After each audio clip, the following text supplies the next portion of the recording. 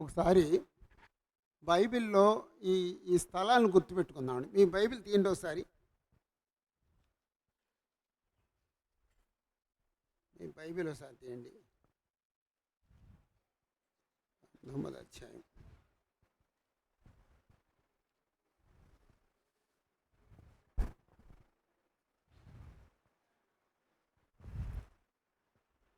పంతొమ్మిదో అధ్యాయం 18వ వచనంలో అలాగూ దావీదు తప్పించుకొని పారిపోయి రామాలో అన్నాడండి. పారిపోయి అనే మాట 4 సార్లు ఉందండి. 19:10 చివరి మాట. దావీదు ఆ రాత్రి ఎందు తప్పించుకొని పారిపోయాను. 12వ వచనంలో కిటికీ గుండా దావీదును దింపగా అతడు తప్పించుకొని పారిపోయాను. 18వ వచనంలో అలాగూ నా దావీదు తప్పించుకొని పారిపోయి రామాలో అన్నాడు. 20 అధ్యాయం 1వ వచనంలో పిమ్మట దావీదు రామాలోని నాయోతు నుండి పారిపోయి, అంటే ఇలాగా దావీదు సౌలుకు భయపడి పారిపోయాడండి. అలా అలా అంటే ఈ మాటలు అంటే అసలు అక్కడ పరిస్థితిని అర్థం చేసుకుంటే సహాయపడతాయి. అలాంటివి గుర్తుపెట్టుకోవాలన్నమాట. అవన్నీ కావాలంటే ఓ చోట రాసుకోవచ్చండి. అప్పుడు పారిపోయి ఎక్కడికి వెళ్ళాడంటే 18వ వచనంలో పారిపోయి రామాలోనున్న సమూయేలునొద్దకు వచ్చి అన్నాడండి. అక్కడ రామాలో అనేది మనం మొదటి సమూయేలు 20వ అధ్యాయం అని ఉందండి. ఆ పైన ఒకటేసి రామా అని రాసుకోవాలి. అలాగనమాట అండి. అప్పుడు మనం చాలా ఈజీగా ఉంటుందండి. ఆ పైన రామా అని రాసుకోవాలండి. ఆ తర్వాత రామా నుండి రెండవది 18వ వచనంలోనే 4వ లైన్లో అతడును సమూయేలును బయలుదేరి నాయోతుకు వచ్చి అన్నాడు.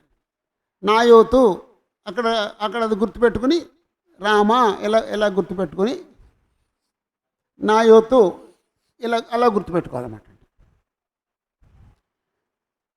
అప్పుడు పైన రాసుకోవాలండి. రామా అని రాసుకునే చోట 2 అంకేసి నాయోతు అని రాసుకోవాలి.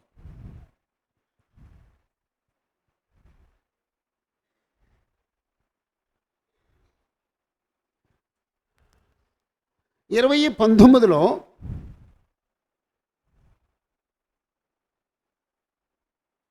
నీవు 3 దినములు ఆగి ఈ పని జరిగించుండగా నీవు దాగిన్న స్థలమునకు త్వరగా వెళ్ళి ఏసెలు అను బండ దగ్గర ఉండుము. ఏసెలు, ఇది ఏసెలు, అది కూడా పైన రాసుకోవాలండి. తర్వాత 4 నోబు 21:1 దావీదు నోబులో యాజకుడైన అహీమెలెకునొద్దకు వచ్చాను. అదే నోబులో అక్కడ సాక్షి కూడా ఉందన్నమాట. ఆ పైన నోబు అని రాసుకుని 4 వేసుకుని ఈ నోబు అని రాసుకుని 21 అధ్యాయం 1వ వచనం వేసుకోవాలండి. ఆ తర్వాత 10వ వచనం అంతటి దావీదు సౌలుకు భయపడినందున ఆ దినముననే లేచి పారిపోయి గాతు రాజైన ఆకీషు వద్దకు వచ్చాను. గాతు, ఇది గాతు.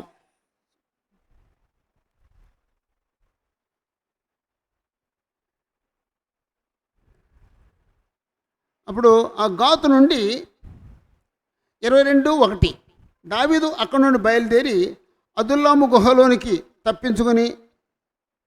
తప్పించుకొని పోగా, అదుల్లాము గుహ అలాగండి.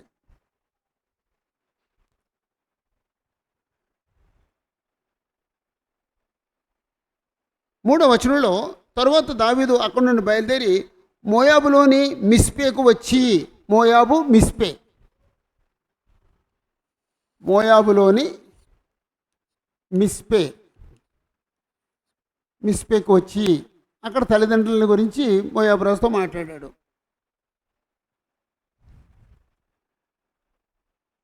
5వ వచనంలో మరియు ప్రవక్తకు గాదు వచ్చి కొండలలో ఉండక యోధా దేశమునకు పారిపోమ్మని దావీదుతో చెప్పినప్పుడు దావీదు పోయి హారెతు అడవిలో చొచ్చెను. హారెతు అడవి.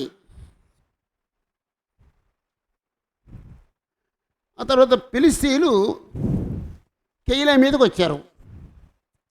కెయిలా మీదకి వచ్చినప్పుడు నేను కెయిలాకి వెళ్ళి వారితో యుద్ధం చేయనా అని చెప్పేసి అంటే 5వ వచనంలో దావీదును అతని జనులను కెయిలాకు వచ్చి ఫిలిష్తీయులతో యుద్ధం చేసి కెయిలాకు వచ్చి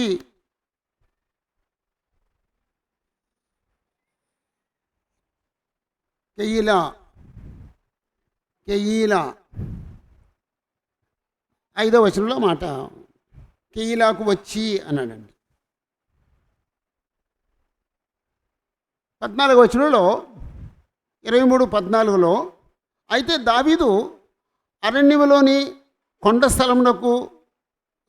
స్థలముల యందును జీపు అను అరణ్యమునకు ఒక పర్వతమందును నివాసము చేయుచుండెను. జీపు అను అరణ్యమున ఓ పర్వతం, జీపు అను అరణ్యము. అలాగే అప్పుడు జీపు అనే అరణ్యంలో ఒక వనంలో దిగాడట. 15లో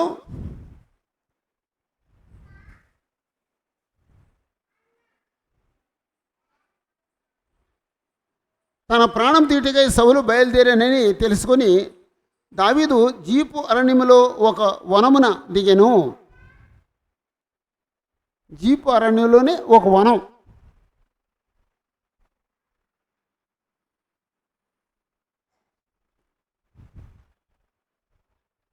అక్కడ యోనాతాను ధైర్యపరిచాడు.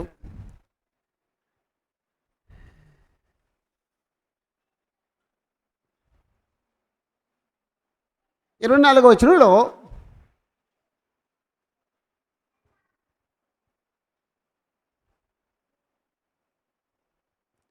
మా 24వ వచనంలో అంతటా వారు లేచి సౌలు కంటే ముందుగా జీపునకు తిరిగి వెళ్ళిరి. దావీదును అతని జనులను యెషిమోనుకు దక్షిణ వైపునున్న మైదానంలోని మాయోను అరణ్యములో ఉండగా, మాయోను అరణ్యము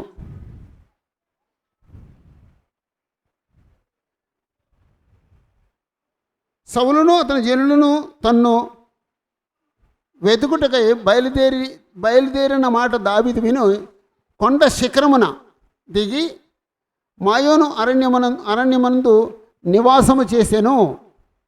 కొండ శిఖరమున మాయోను యెషీమోను ఎదుటనున్న మాయోను అరణ్యము. అలాగండి. అంటే మనం బైబిల్లోనూ గుర్తుపెట్టుకోవాలి, ఆ పైన రాసుకోవాలి. ఇప్పుడు ఎలాగో నోట్స్లో ఉంటాయి. అంత పగడబందిగా మనం చదివితే తప్ప ఇవన్నీ గుర్తుంచడం కష్టం అండి.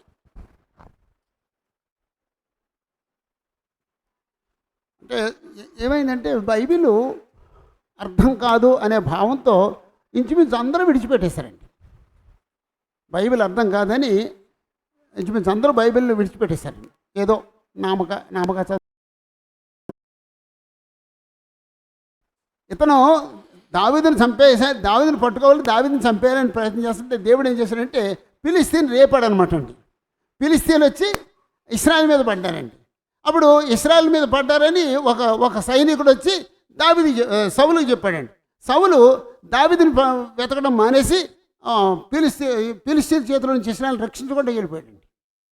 ఇక్కడ ప్రయారిటీ అంటారండి.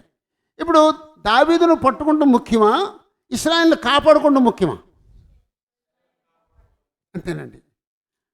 దావీదు ఇవాళ కాదు రేపైనా పట్టుకోవచ్చు, కానీ ఆల్రెడీ ఫిలిష్తీయులు వచ్చేసారు, చొరబడిపోయారు అన్నాడండి. అంచేత ఇశ్రాయేల్ని కాపాడుకుంటూ ముఖ్యమండి. అంచేత ప్రయారిటీ ఆలోచించాడండి. అంటే మన జీవితంలో కూడా ఏది ముఖ్యం, ఏది ముందు చేయాలి, ఏది తర్వాత చేయాలి, ఏది చెయ్యాలి, ఏది మానేయాలి, అది కొంచెం ఆ ప్రయారిటీని ఆలోచించాలండి. చాలామంది తెలుగు తక్కువగా చేసే పని ఏమిటంటే ముఖ్యమైనదాన్ని మానేసి అనవసరమైనదాన్ని చేస్తూ ఉంటారండి. వాళ్ళు తమ జీవితంలో అభివృద్ధులకు రారండి. ఎప్పుడు కూడా ఈ ప్రయారిటీ లెక్క పెట్టుకోవాలండి. ఏది ముఖ్యం, ఇది ముఖ్యమా, ఇది ముఖ్యమా, ఏది ముఖ్యమో అదే చేయాలండి. అప్పుడు మనం ఆశీర్వదించబడతామండి. లేకపోతే లేకపోతే లైఫ్లో సక్సెస్ అవుతామండి. ఆ దేవుడు ఇక్కడ అద్భుతంగా అద్భుతంగా రక్షించాడండి.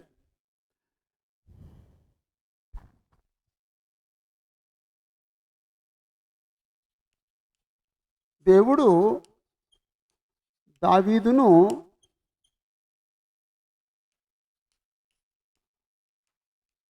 సౌలు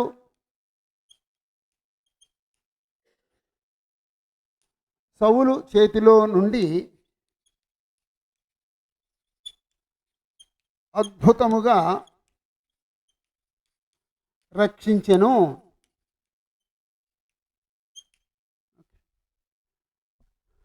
అద్భుతంగా రక్షించాను.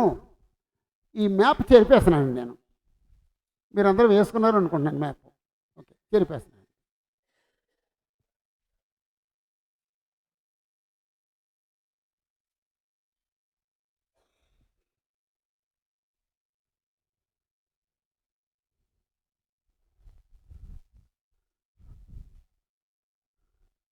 బ్రదరు, నాకు కొంచెం డౌట్ వచ్చిందండి. ఇంత అద్భుతంగా రక్షించకపోతే అసలు సౌలు దావీదును తరంకుండానే ఆపేయచ్చు కదండి దేవుడు. అంతే కదండి. ఎందుకు ఈ వాదనని ఎందుకండి? 8 మళ్ళీ వచ్చి ఎవడో పంపించి ఆయన ఆపు చేయడం ఎందుకండి? అసలు సౌలు తరంకుండానే సౌలుని దేవుడు ఆపేయచ్చు కదా. దేవుడు సౌలు తరివేటట్టుగా దేవుడు సౌలుకి ఎందుకు అనుమతి ఇచ్చాడు? అమ్మా, ఒకటి దావీదు విశ్వాసం తెలియజేయటానికి, 2 అమ్మా సౌలు పాపాన్ని పరిపక్వం తీసుకురావటానికి. సౌలు దావీదును తరుగుతున్నాడు.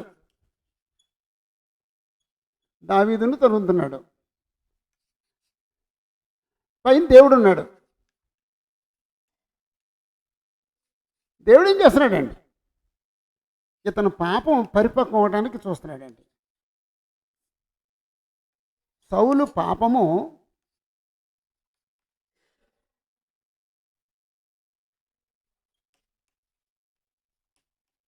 పరిపక్వ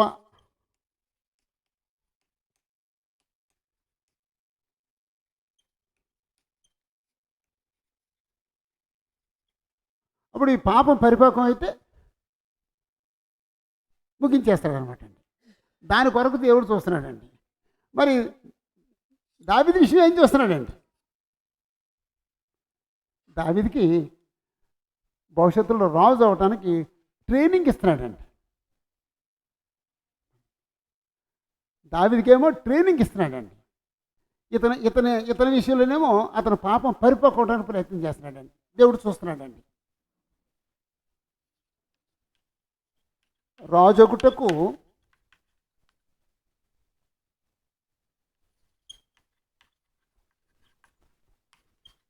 తర్వీదునిస్తున్నాడు. దేవుడు దావీదును ఇశ్రాయేలు మీద రాజు అవ్వడానికి తర్వీదునిస్తున్నాడండి. ఇది అంటే దేవుని అనుమతి లేకుండా, దేవుని దృష్టి లేకుండా, దేవునికి వేరుగా ఏం జరగట్లేదండి. ఆ 2 దేవుడు చూస్తున్నాడు. ఇద్దరిని దేవుడు చూస్తున్నాడు. ఆయన చిత్తం నెరవేర్చుకోవడానికి ఇది జరిగిస్తున్నాడు అంతేనండి. నేను పాపంలో ఇంత దారుణంగా దిగజారిపోతున్నాను సంగతి అతను తెలియదండి. కానీ ఈయన విశ్వాసి దేవుడు నాకు తరుపుదిస్తున్నాడు అని తెలుసండి. ఇప్పుడు యోసేపు చరిత్ర చూస్తామండి. యోసేపు ఎప్పుడన్నా మాట్లాడాడండి? నన్ను ఎందుకు మెత్తనారా మీరు అన్నాడండి అన్నల్ని? అనలేదండి. అలా చూస్తున్నాడు అంతేనండి. కానీ ఒకసారి మాత్రం ఒక మాట అన్నాడండి. ఆయన పానదాయకుడు భక్షకారుడికి కళలకి సమాధానం చెప్పిన తర్వాత ఆ పానదాయకుడితో మాట్లాడుతూ 3 దినాల తర్వాత మరలా నీకు తిరిగి నీ ఉద్యోగం వస్తుంది, నన్ను జ్ఞాపకం చేసుకో. నేను ఇప్పుడు చెరసాలలో ఉన్నది నేను తప్పు చేసి కాదు, నేను తప్పు చేసి చెరసాలు అనిపించట్లేదు అని ఒక మాట తెలుసండి. నేను తప్పు చేయలేదు, చెరసాలు అనిపిస్తున్నాను. కానీ ఎవరితోనూ పోరాడినట్టు కానీ పోటీ పడినట్టు కానీ దేవుడు దూషించినట్టు కానీ ఏమీ ఉండదండి. కానీ అన్నీ తెలుసండి.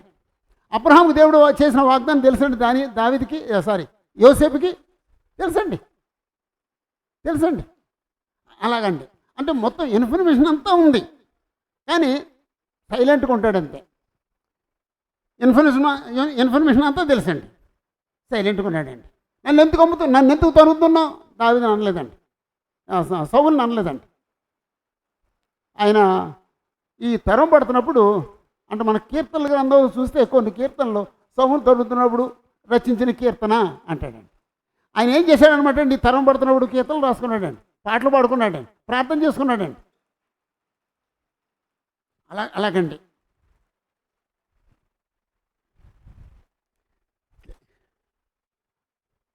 పదమూడు,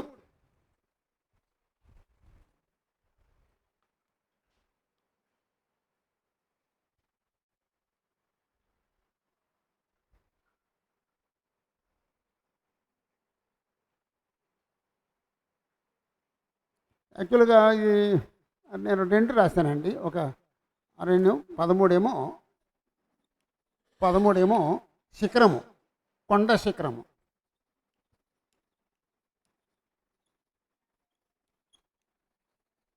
కొండ శిఖరము 23, 25. అప్పుడు దావీదు దానికి ఒక పేరు పెట్టాడండి, సెలహమ్మలెకోతు అని. దావీదు ఆ స్థలమునకు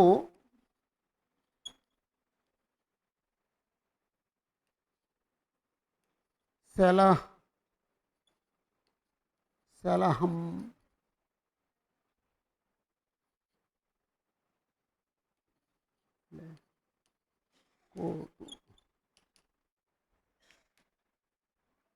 సెలహమ్మ లెకోతు అనే భయ విముక్తి శల అన్నాడండి.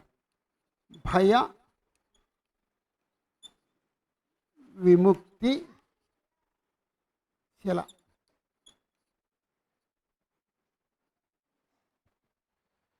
అను పేరు, ఆ స్థలమునకు అను పేరు పెట్టాను.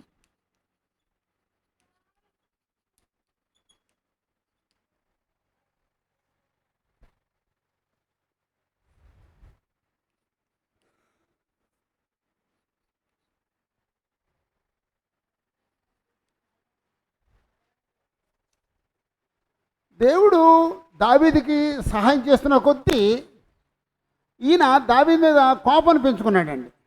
ఇప్పుడు ఆ కూతురు ప్రేమిస్తుందండి, ఎవరు, మీకాలు. ఈయన మరీ భయపడిపోయాడండి. కొడుకు అతను పక్షంగా ఉన్నాడండి, ఈయన మరీ భయపడిపోయాడండి. ఇశ్రాయేలు జనాంగం అంతా ఈయన్ని అభిమానిస్తున్నారండి, దావీదుని. అందుకు మరీ భయపడిపోయాడండి. అలాగండి దేవుడు దావీదుకు తోడుగున్నాడని తెలిసి మరీ భయపడిపోయాడండి. పోనీ దావీదుకి దేవుడు తోడుకున్నాడు, మనం ఏం చేయకూడదు, మానేద్దాం అనుకున్నాడు. మాండు, ఎందుకంటే చెడ్డోడు మాండండి. ఇప్పుడు వాడు తాగాడు, వాడు ఊపిరితిత్తులు పాడైపోయినాయి, వాడు చచ్చిపోయాడు, చేత నేను కూడా చచ్చిపోతానేమో, నా ఊపిరితిత్తులు పాడైపోతాయేమో, నేను తాగడం మానేద్దాం అనుకుంటాడండి తాగుపోతాడు. అంతేనండి వీడు కూడా అంతేనండి. వాడు కళ్ళ ముందు ఊపిరితిత్తులు పాడైపోయి 100 మంది చచ్చిపోయినా సరే వీడు తాగుడు మాండండి. పాపం చేసాడు ఎవడో మాండండి. ఇంత నష్టం కలుగుతుందన్నా సరే మాండండి. సౌలుకి తెలియదండి దేవుడు దావీదును రాజుగా నియమించుకున్నాడని తెలియదండి, తెలుసండి. అబ్నేరుకి తెలియదండి, తెలుసండి. వారు చెప్పచ్చు కదండి, అన్నయ్య దావీదును రాజుగా దేవుడు నియమించుకున్నాడు, మనం దేవుడితో పోరాడుతున్నట్టున్నాం, మానేద్దాం అని చెప్పొద్దండి సైన్యాధిపతి, చెప్పలేదండి. ఆ దేశంలో చాలామంది తెలుసండి. ఎప్పుడు ఓపెన్ అయ్యారండి వీళ్ళు. సౌలు చచ్చిపోయిన తర్వాత ఓపెన్ అయ్యారండి. తర్వాత ఎప్పుడన్నా ఆలోచిందా, ఆ పాయింట్ కూడా ఆలోచిందా అండి. సౌలు చచ్చిపోయిన తర్వాత వాళ్ళందరూ ఓపెన్ అయ్యారండి. ఈ అమ్మాయి ఎవరు, అబీగయలు ఏముందండి, నువ్వు దేవుడి యుద్ధాలు చేస్తున్నావు అందండి. ఆమెకు తెలుసండి. అబ్నేరు వచ్చి ఏమన్నాడండి, అది ఇష్బోషెతుతో కలహం వచ్చిన తర్వాత ఏమన్నాడండి, దేవుడు నిన్ను రాజుగా చేస్తాడని నాకు తెలుసు. ఇశ్రాయేల్ ప్రజలతో మాట్లాడుతూ దావీదు రాజు అవుతాడని మనకందరికీ తెలుసు కదా, వెళదాం అన్నాడు. అలాగండి, వీళ్ళందరికీ తెలుసండి. కానీ సౌలు బ్రతుకున్నంత వరకు ఎవరూ మాట్లాడలేదండి. సౌలు చనిపోయిన తర్వాత అందరూ ఓపెన్ అయ్యారండి. ఆ తర్వాత 14 ఎన్గేది ఏన్గేది 23, 29, 23, 29, 24, 1.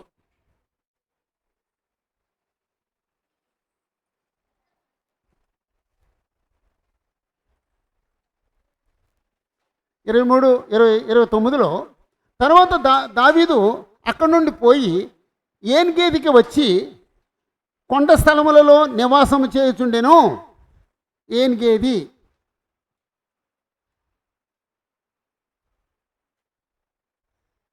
24:1లో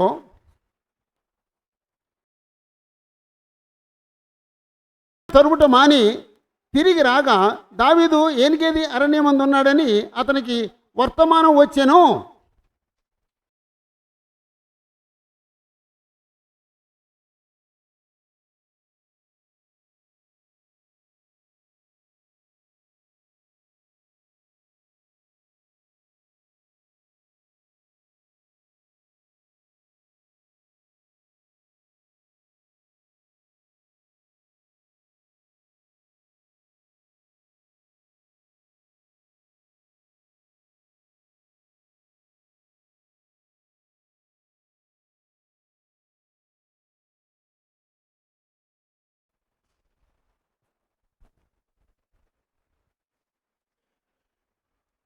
ఏన్గేది అంటే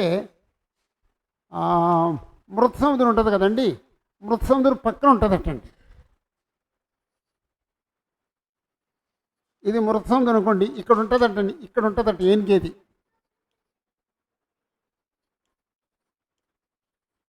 ఈ కొండ ఇలా ఇలా ఇలాగ ఇలా ఫ్లాట్గా ఉండదటండి, ఇలాగ ఉంటుందటండి కొండ, అలాగ ఉంటుందట. అలాగున్నా సరే గొర్రెలు అలాగ ఎక్కుతాయటండి కొండ మీదకి. అంటే దావీదు మరి ఆ కొండ అలాగే ఎక్కాడు. మన స్టూడెంట్ ఒక ఆయన ఆ ఏరియాకి వెళ్ళి అది చూసి ఆశ్చర్యపోయాడటండి. గొర్రెలు ఆ కొండ మీదకి ఎలా ఎక్కుతాయి, ఇలా ఉన్న కొండ మీదకి ఎలా ఎక్కుతాయి, ఇలాగుంటే ఎక్కుతాయి, ఇలా ఉంటుందట కొండ. అసలు మనుషులు ఎలా ఎక్కారు, దావీదు ఎలా వెళ్ళాడని ఆశ్చర్యపోయాడటండి. అప్పుడు వచ్చిందో చెప్పాడు, అంకులు మిమ్మల్ని జ్ఞాపకం చేసుకున్నాను నేను, అది అసలు మీకు చూపించాలి అన్నాడండి. అలాంటి పరిస్థితి అండి. అంటే వాళ్ళకి ఇదంతా ట్రైనింగ్ అయిపోయిన వాళ్ళండి, తెగ తిరిగేసిన వాళ్ళండి వీళ్ళందరూ. ఏనుగేదికి వెళ్ళాడండి. ఏనుగేదిలో ఏం జరిగింది, ఏనుగేది అరణ్యమందు దావీదు నివాసం చేశాను అని చెప్పేసి అన్నాడు. ఏనుగేది నివాసం చేశాను. అయితే సౌలేమో 3,000 మంది సైన్యాన్ని ఏర్పరచుకొని దావీదుని వెతకడానికి బయలుదేరాడు. 3,000 మందితో సౌలు 3,000 మందితో బయలుదేరాను.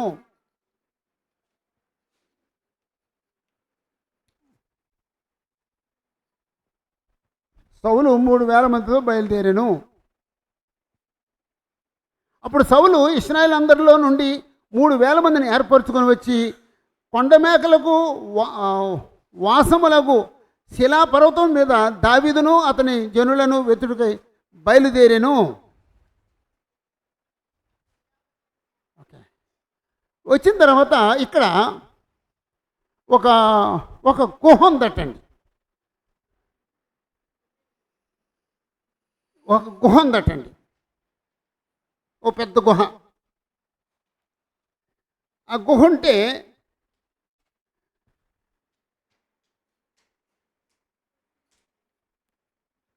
సౌలు శంఖానివర్తికి వెళ్ళాడటండి. అంటే సైన్యం అంతా బయట ఉన్నారు. సౌలు జస్ట్ గుహలోకి వెళ్ళి ఆ స్టూల్స్కి వెళ్ళాడు అనమాట అండి. శంఖానివర్తికి వెళ్ళాడు. శంఖానివర్తికి వెళ్తే సైన్యం ఎక్కడ ఉన్నారండి, దావీదు సైన్యం, దావీదు ఆయన సేవకులు ఎక్కడ ఉన్నారండి, లోపల ఉన్నారండి, ఇక్కడ గుహ లోపల ఉన్నారండి. దావీదు ఇక్కడ ఉన్నాడండి. దావీదుతో పాటు 600 మంది ఉన్నారండి. ఇక్కడేమో సౌలు ఉన్నాడు, బయట ఉన్నాడండి. సౌలేమో లోన ఎంట్రన్స్లో ఉన్నాడండి. సైన్యం అంతా ఇక్కడ ఉన్నారండి, సౌలు సైన్యం.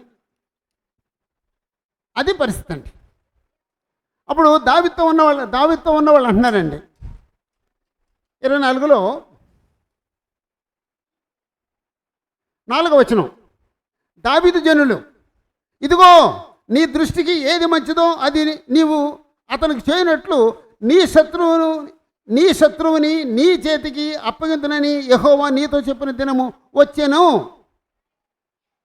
అని అతనితో అనగా, దావీదు వచ్చి సౌలుకు తెలియకుండా అతని పై వస్త్రపు చెంగును కోసెను.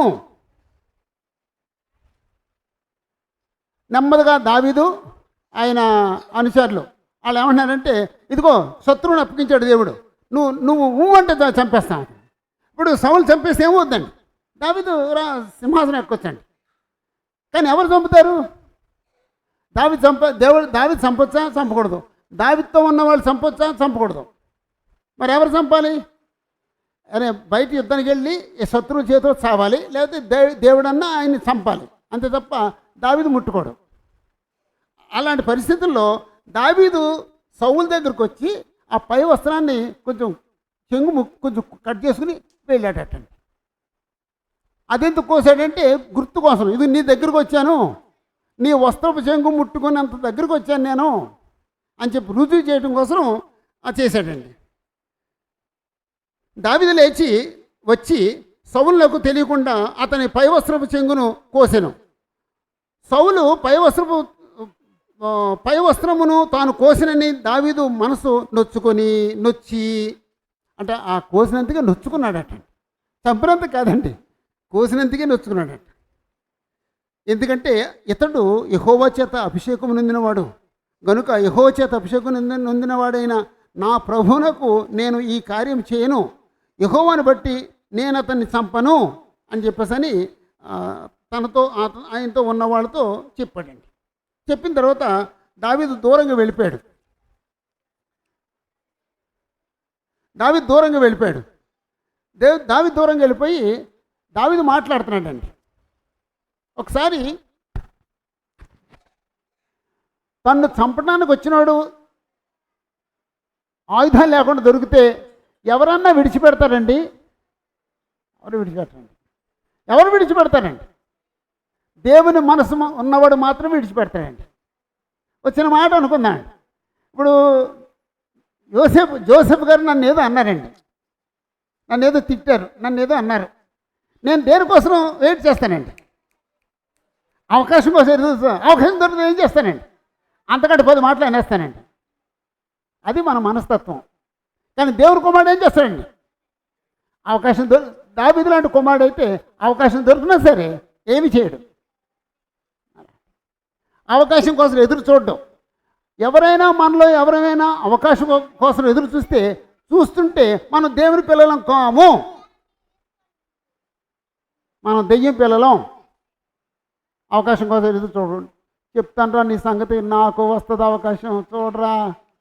మన దేవుని పిల్లలం కాదండి. దేవుని పిల్లలు అలాగనరండి. యేసుప్రభు అవకాశం కోసం చూడలేదండి. హలో మాస్టారు, యేసుప్రభు అవకాశం కోసం చూడలేదు, తెలుసా నీకా సంగతి? అది రాసావా? దావీదు అవకాశం కోసం చూడలేదండి. ఇప్పుడు దావీదు దూరంగా వెళ్ళిపోయి, అంటే ఈయన బయటకు వచ్చేసిన తర్వాత, వీళ్ళేదో కొంచెం దూరం వెళ్ళిన తర్వాత ఆయన గుహలోంచి బయటకు వచ్చి అప్పుడు దావీదుతో మాట్లాడుతున్నాడండి. మైక్ తీసుకోండి పిల్లలు, ఆయనకు మైక్ వస్తారు అంటే.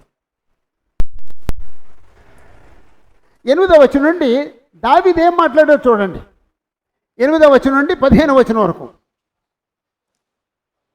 అప్పుడు దావీదు లేచి గుహలో నుండి బయలు వెళ్ళి, నా ఏలినవాడా, రాజా అని సౌలు వెనక నుండి కేక వేయగా సౌలు వెనక చూచెను.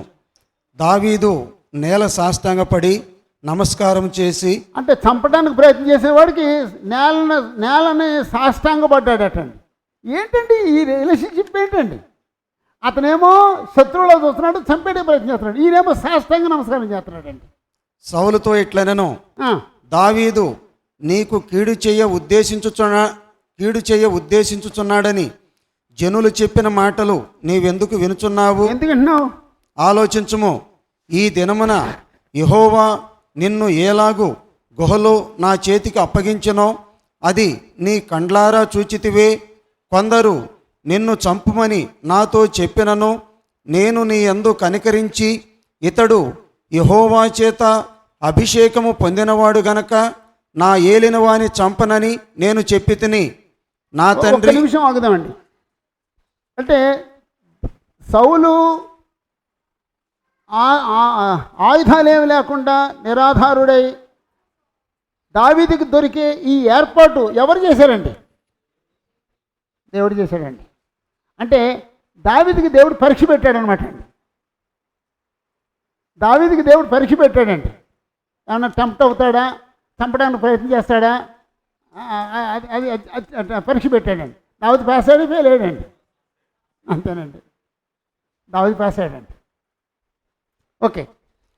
నా తండ్రి చూడుము, ఇదిగో చూడుము, నిన్ను చంపక నీ వస్త్రపు చెంగు మాత్రమే కోసితిని గనుక నా వలన నీకు కీడు ఎంత మాత్రమును రాదనియు నాలో తప్పెదము ఎంత మాత్రమును లేదనియు నీవు తెలుసుకొనవచ్చును.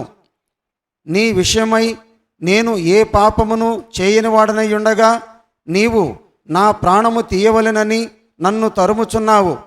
నీకును నాకును మధ్య యెహోవా న్యాయము తీర్చును. యెహోవా నా విషయమై పగ తీర్చును గాని నేను నిన్ను చంపను.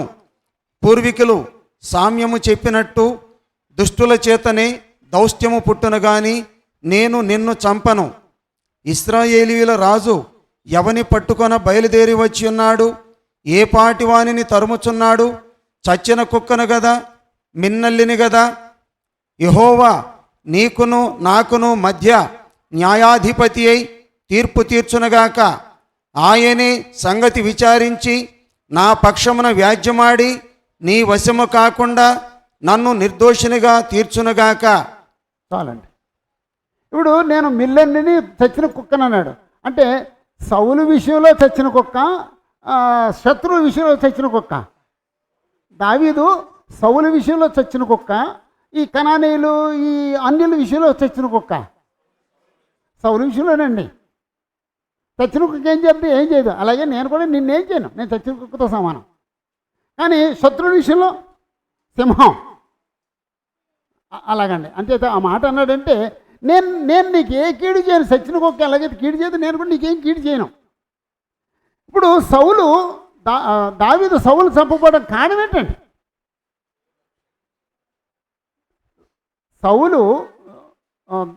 దావీదు సౌలును చంపకపోవడానికి కారణం ఏంటండి? ఒకటి, అసలు దావీదు అలాంటోడు కాదండి. అసలు మామూలు మాట కాదండి. దావీదు అలాంటోడు కాదండి, అందుకు చంపలేదండి. 2, అభిషేకించబడిన వాడిని చంపడం. 3,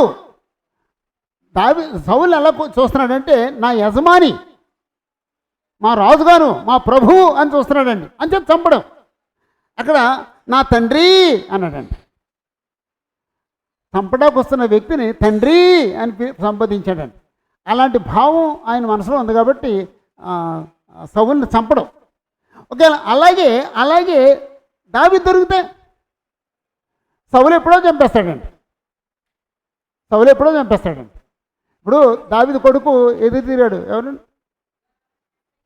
దావీదు కొడుకు, దావీదు తిరుగుబాటు చేసిన అతను అబ్షాలోము.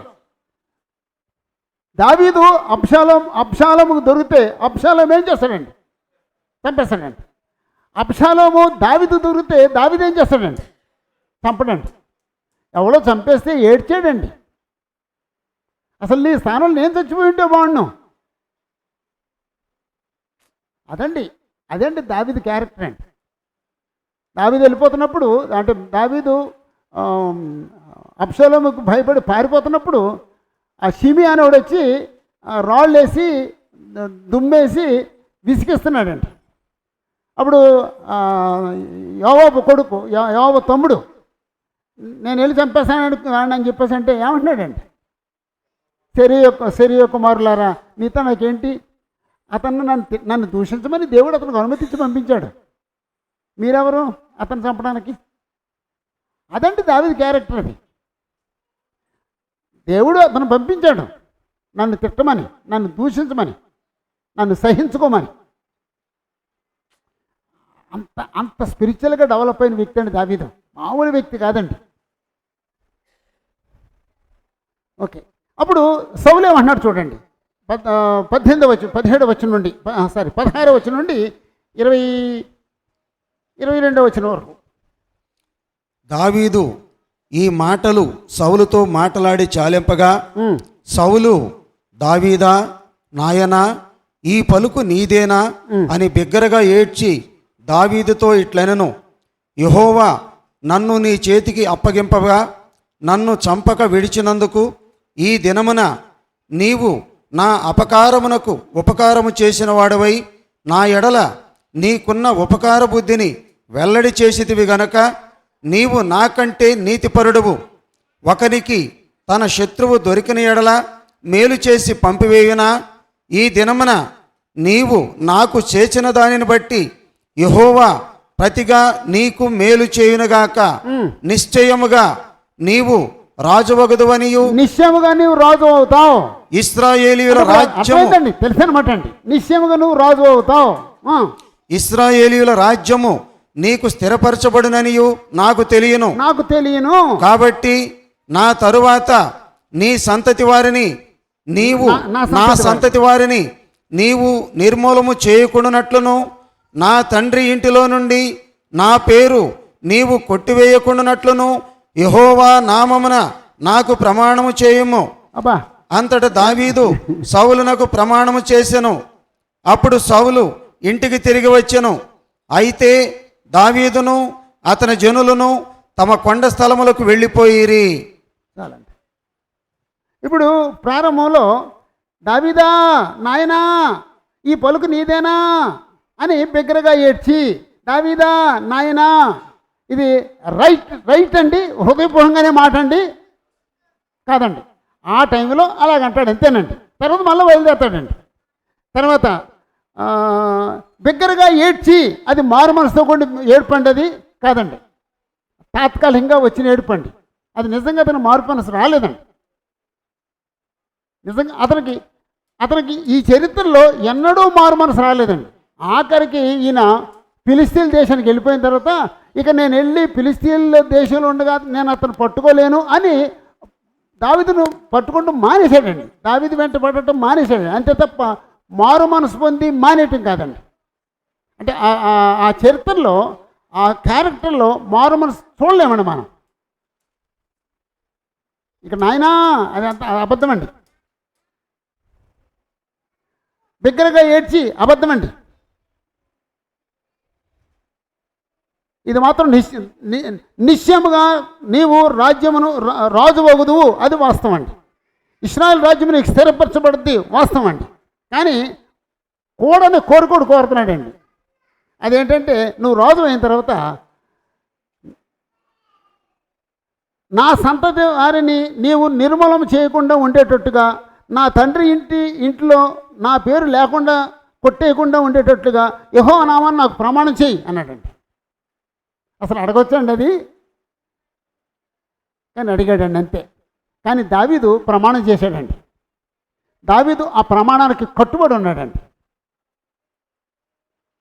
దావీదు ఏ ప్రతీకారం తీర్చుకుంటే ప్రయత్నం చేయలేనండి, ఏ ప్రతీకారం తీర్చుకుంటే ప్రయత్నం చేయలేనండి. ఓకే, 14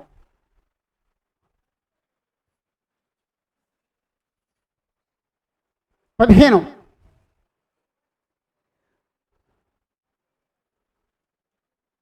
రామాకు వచ్చాడండి. 25:1 అంటే రామాలో ఎంత వచ్చాడంటే సమూయేలు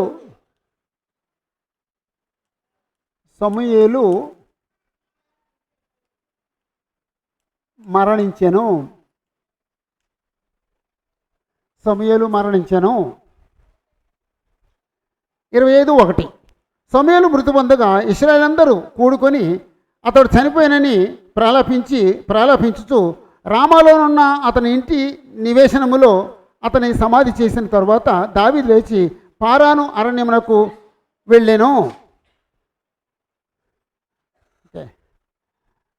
సమూయేలు చనిపోయాడు. సమూయేలు చనిపోవడం అంటే అది ఎలాంటి పరిస్థితి అండి? దావీదుకి సంబంధించి ఎలాంటి పరిస్థితి అది?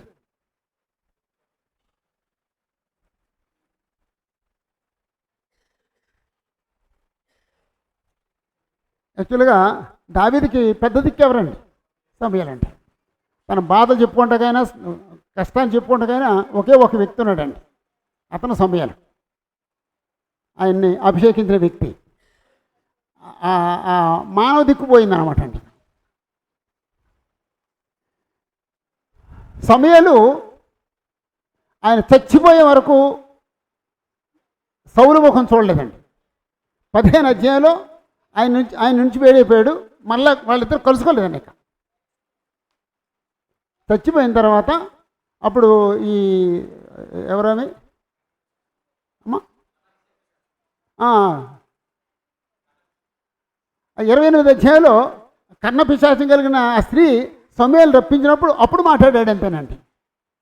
అంతవరకు మళ్ళా బ్రతుకుండగా సౌలు ముఖం చూడలేదండి.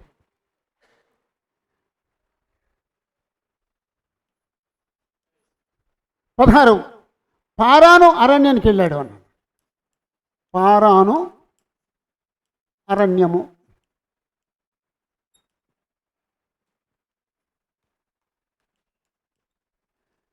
ఇక్కడ 2 సంగతులు జరిగినాయండి. ఒకటి ఏంటంటే ఒకటి దేవుడు నాబాలును ముత్తుట.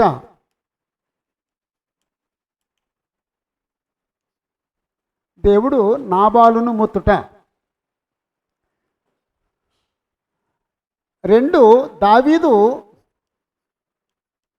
దావీదు అబీగయీలును వివాహం చేసుకొనుట.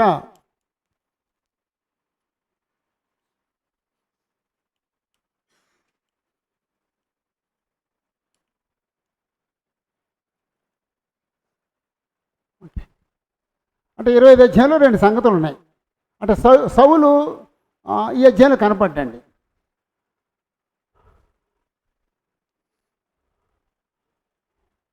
మొరటివాడైన నాబాలును దేవుడు ముత్తాడు, ఆ సంగతి ఉంది. నాబాలు భార్య అబీగయీలును దావీదు వివాహం చేసుకున్నాడు, ఆ సంగతి ఉంది.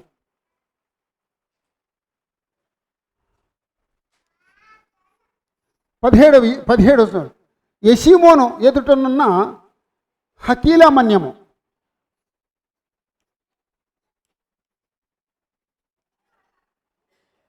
యెషీమోను ఎదుటనున్న హకీలా మన్యము. 26:1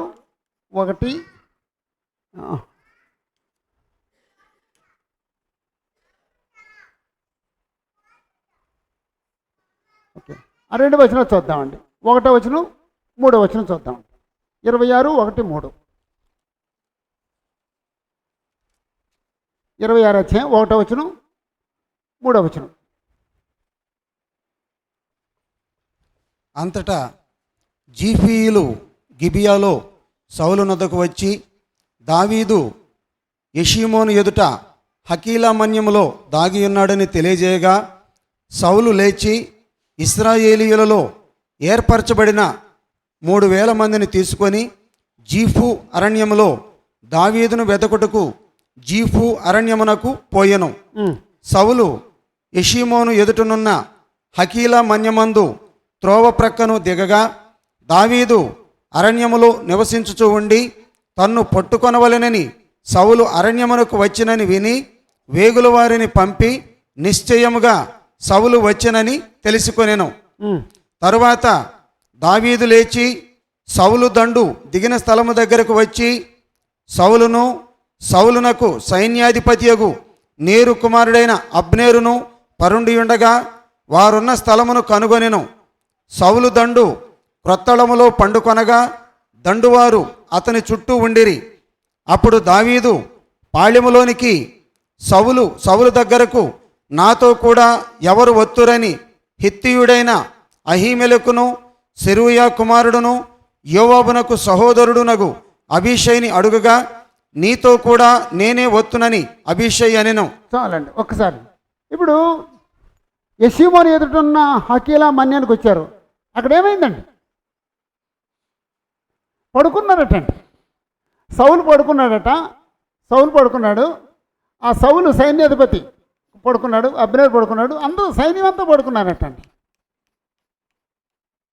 అందరూ పడుకున్నారట. అప్పుడు దావీదు వచ్చాడండి. దావీదును వాళ్ళ మేనల్లుడు అభిషయ్, దావీదు అభిషయ్ ఇద్దరు వచ్చారండి. ఇప్పుడు ఈజీగా దావీదు సౌలుని చంపేయచ్చండి, కానీ చంపడండి. కారణం ఏంటంటే దావీదు అలాంటి కాదు. దావీదు సౌలుని చంపడు, ఎందుకంటే అభిషేకించబడిన వాడిని చంపడు. దావీదు సౌలుని చంపడు, ఎందుకంటే అతను రాజు, చంపడు. కానీ అభిషేక్ అంటున్నాడండి, నువ్వు అంటే నేను చంపేస్తానని. కానీ చంపకుండా ఈయన దగ్గర ఈటు ఉందండి. ఇక్కడ ఆయన తల దగ్గర ఉన్న ఈటు ఒకటి ఉంది, అది తీసుకుని నీళ్ళ బుడ్డ ఒకటి ఉంది, అది తీసుకుని దూరంగా వెళ్ళిపోయారండి. ఈటు తీసుకెళ్ళాడంటే దాని అర్థం ఏంటండి? దగ్గరికి వచ్చాడనమాట అండి. ఈటు తీసుకెళ్ళినంత దగ్గరికి వచ్చాడండి. ఆ ఈటు ఇలా తీసుకెళ్ళినాకంటే అయిపోద్దండి. కానీ దావీదు చంపడానికి ప్రయత్నం చేయలేదండి. అప్పుడు అభిషేక్ అంటున్నాడండి 8వ వచనంలో. అప్పుడు అభిషేక్ దావీదుతో, దేవుడు ఈ దినమున నీ శత్రువుని నీకు అప్పగించాను, కాబట్టి నీ చిత్తమైతే ఆ ఈటుతో ఒక్క పోటు పొడిచి నేను అతన్ని భూమికి నాటివేతును, ఒక్క దెబ్బతోనే పరిష్కారం చేతును, ఒక్క దెబ్బతో పరిష్కారం చేస్తాను, నాకు నువ్వు పర్మిషన్ ఇవ్వు నాకు. అప్పుడు దావీదేమన్నాడండి, నీవు అతన్ని చంపకూడదు. 9వ వచనం. యెహోవా చేత అభిషేకం నొందిన వాణిని చంపి నిర్దోషిగుట ఎవనికి సాధ్యము? యెహోవా జీవంతోడు, యెహోవాయే అతను మొత్తును, అతడు అపాయం వల్ల చచ్చును, లేదా యుద్ధములకు పోయి నశించును. యెహోవా చేత అభిషేకము నొందిన వాడిని నేను చంపను, అలాగూ నేను చేయకుండా యెహోవా నన్ను ఆపునుగాక. అయితే అతని తల దగ్గర ఉన్న ఆ ఈటెను నీలబుడ్డిని తీసుకుని మనం వెళ్ళిపోదాం అని చెప్పేసి అన్నాడండి. అంతే వెళ్ళిపోయారండి. అంటే దావీదు ఎంత నిగ్రహశక్తి కలిగి ఉన్నాడంటే అంత నిగ్రహశక్తి కలిగి ఉన్నాడండి. ఎవరికైనా చంపేయాలనిపిస్తుందండి, పరిష్కారం చేసేయాలనిపిస్తుందండి. ఇతను చంపిన వెంటనే ఏమవుతారండి? అక్కడ ఉన్న వాళ్ళందరూ వేసి నిలబడి దావీదుకి జై అంటారండి. అంతేనండి, ఒక్క పోటుతో పరిష్కారం అయిపోద్దండి. కానీ అది నిజమైన పరిష్కారం కాదండి. మరి నిజమైన పరిష్కారం ఏంటండి? సౌలు న్యాచురల్గా చచ్చిపోవాలి, అప్పుడు దేవుడు దావీదును రాజుగా నియమించాలి. అంతవరకు ఓపిక పట్టాడండి. అంతవరకు ప్రతీకారం తీర్చుకుంటూ నా పని అన్నాడు. అది ఖచ్చితంగా నెరవేర్చాడండి దావీదుకి. అది అర్థమైందండి. మనం ప్రతీకారం తీర్చుకుంటే ప్రయత్నం చేయకూడదండి. మనం ఎవరూ ప్రతీకారం తీర్చుకుంటే ప్రయత్నం చేయకూడదండి. ఎక్కడుందండి ఆ మాట? ప్రతిఫలం ఇచ్చుట నా పని, నేనే ప్రతిఫలం ఇస్తాను. ఎక్కడో ఉందండి, ఎక్కడో చూడండి ఒకసారి. ఎక్కడో ఉందండి ఆ మాట.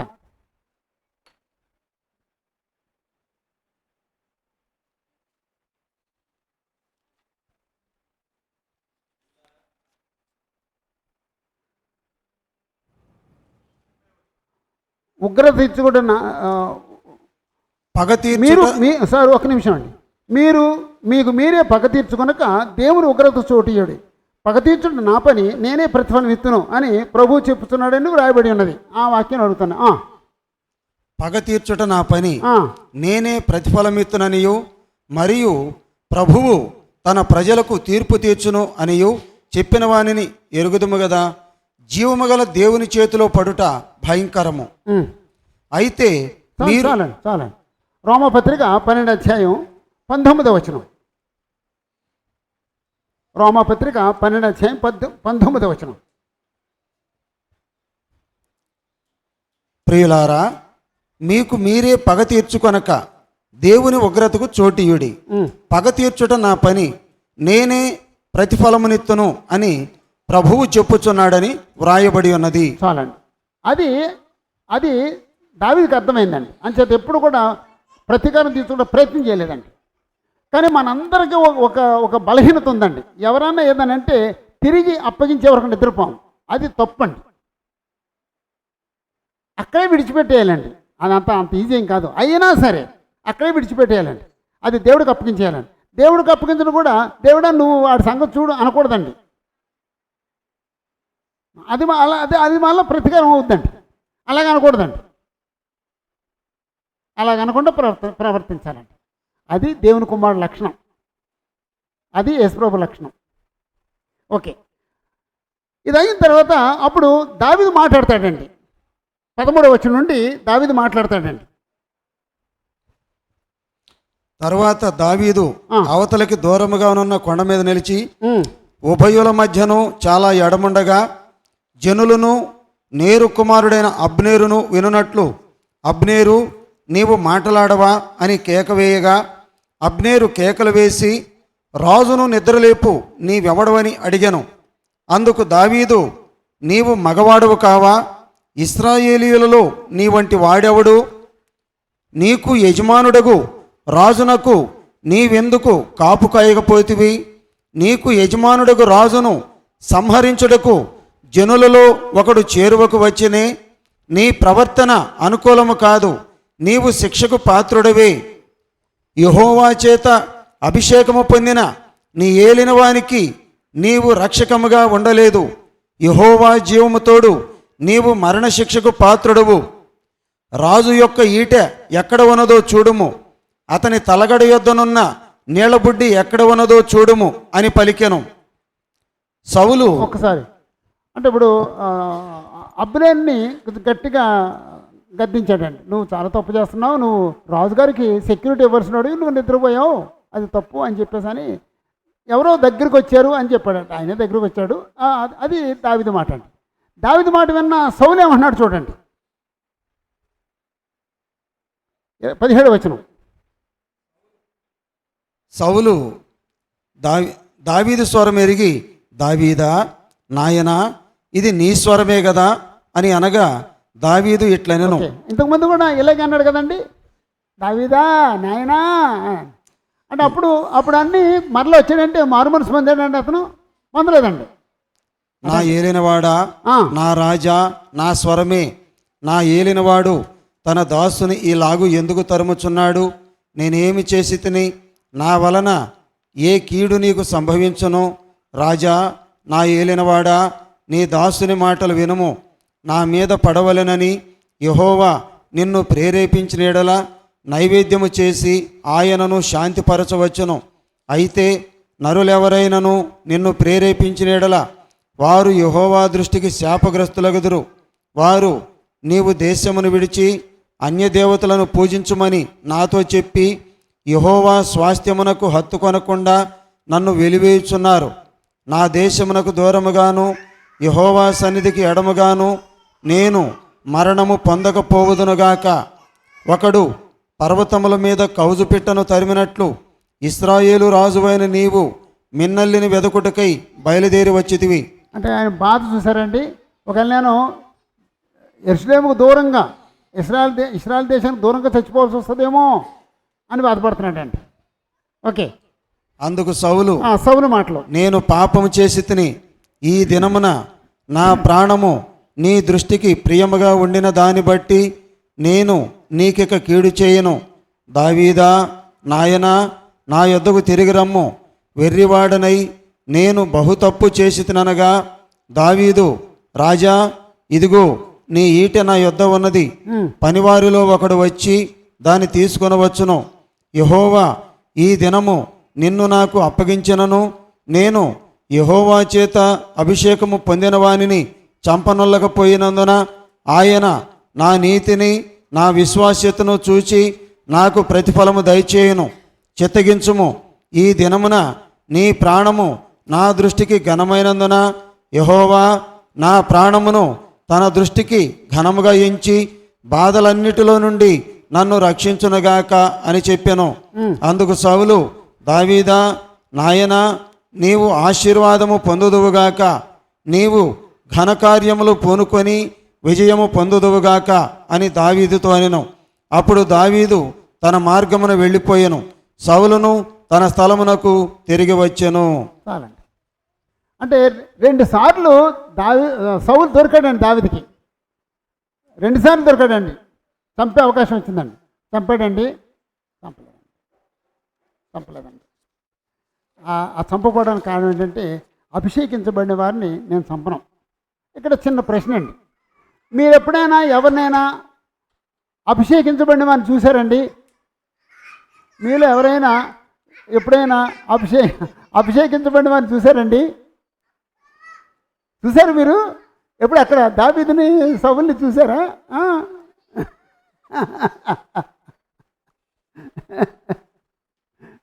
అసలు మీరు ఎప్పుడైనా చూసారండి అభిషేకించబడిన వారిని?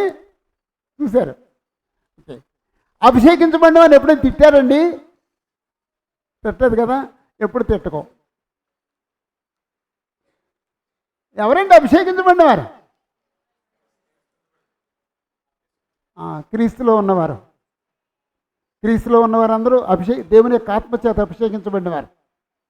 కాబట్టి మనం అభిషేకించబడిన వారు. అభిషేకించబడిన వారు తిట్టకూడదండి. అభిషేకించబడిన వారు కొట్టకూడదండి. అభిషేకించబడిన వారిని చంపకూడదండి. అభిషేకించబడిన వారి మీద కోప్పడకూడదండి. కోప్పడటం అంటే నరహత్య చేయడమే. మనం అలాగే హ్యాండిల్ చేస్తున్నామండి. క్రీస్తునందున్న సహోదరులతో మనం అలాగే హ్యాండిల్ చేస్తున్నామండి. దావీదుకున్న అవగాహన, దావీదుకున్న నిష్ట మన దగ్గర లేదండి. అభిషేకించబడిన వాడిని యూజ్లెస్ ఫెలో అంటున్నామండి. అభిషేకించబడిన వాడిని పందితో పోలుస్తున్నామండి. అది ఎంత తప్పండి. అభిషేకించబడిన వాడు మీద కోప్పడుతున్నామండి. దావీదు అభిషేకించబడిన వాడి మీద కోప్పడలేదండి. సౌలు అభిషేకించబడిన వాడిని చంపడానికి ప్రయత్నం చేశాడు. దావీదు అభిషేకించబడిన వాడిని చంపకుండా ఉండడానికి ప్రయత్నం చేశాడు. ఎంత తేడా ఉంటుందో వాళ్ళిద్దరిలోనూ. దావీదు అభిషేకించబడ్డాడండి, అభిషేకించబడ్డాడు. సౌలు అభిషేకించబడ్డాడా? అభిషేకించబడ్డాడు. సౌల్ని ఎవరు అభిషేకించారండి? సౌల్ని ఎవరు అభిషేకించారండి? సమూయేలు అభిషేకించాడండి. 10 అధ్యాయాలు ఉంటుందండి ఆ విషయం. మొదటి సమూయేలు 10 అధ్యాయాలు. దావీదుని ఎవరు అభిషేకించారండి? అదే అధ్యాయం ఉంటుందండి. 16 అధ్యాయాలు ఉంటుందండి. వారిద్దరు అభిషేకించబడినవాడు. ఒక ఆయనకేమో అభిషేకం యొక్క విలువ తెలియదు, ఒక ఆయనకేమో అభిషేకం యొక్క విలువ తెలుసు. ఇక్కడ కూర్చున్న మనం అభిషేకం యొక్క విలువ తెలిసిన వాళ్ళుగా బ్రతుకుతున్నామా, విలువ తెలియని వాళ్ళుగా బ్రతుకుతున్నామా? ఎవరికి వాళ్ళమే ఆలోచించుకుందామండి. ఇక్కడ నుండి 18 ఫిలిస్తీన్ల దేశానికి వెళ్ళిపోయాడండి. గాతుకి వెళ్ళాడండి. ఫిలిస్తీయుల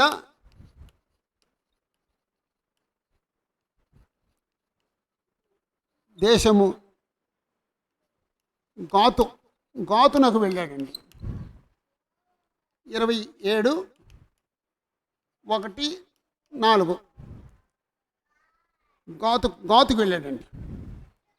అంటే ఇంతకుముందు గాతుకు వెళ్ళాడు, అప్పుడేమో పిచ్చోళ్ళలో ప్రవర్తించాడు, ఇప్పుడేమో ఆరోగ్యంగా ఉన్న వాళ్ళకి వెళ్ళాడండి. 27:1-4 వచనాలు చదవండి. తర్వాత దావీదు, నేను ఇక్కడ నిలుచుట మంచిది కాదు, ఏదో ఒక దినమున నేను సౌలు చేత నాశనమగుదును, నేను ఫిలిస్తీయుల దేశంలోనికి తప్పించుకొని పోవదును. అప్పుడు సౌలు ఇశ్రాయేలీయుల సరిహద్దులలో నన్ను వెదకుట మానుకొనును గనుక నేను అతని చేతిలో నుండి తప్పించుకొందునని అనుకొని లేచి తన యొద్దనున్న 600 మందితో కూడా ప్రయాణమై మాయోకు కుమారుడును గాతు రాజునైన ఆకీషు నద్దకు వచ్చెను. దావీదు గాతులో ఆకీషు నద్ద చేరగా అతడును అతని వారందరూ తమ తమ కుటుంబముల సమేతముగా కాపురముండిరి. యజ్రెయేలీయురాలగు అహీనోయము, నాబాలు భార్య అయ్యుండిన కర్మెలీయురాలగు అబీగయిలు అను అతని ఇద్దరు భార్యలు దావీదుతో కూడా ఉండిరి. దావీదు గాతునకు పారిపోయిన సంగతి సౌలునకు తెలిసిన మీదట అతడు దావీదును వెతుకుట మానివేశను. చాలండి. దావీదుని వెతుకుట మానివేశాను. దావీదు గాతుకు వెళ్ళాడు.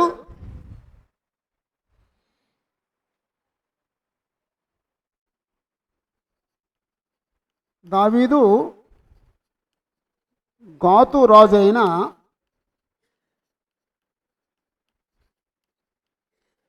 ఆకీషునొద్ద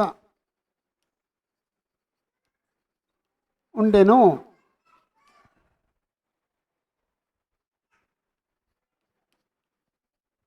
సౌలు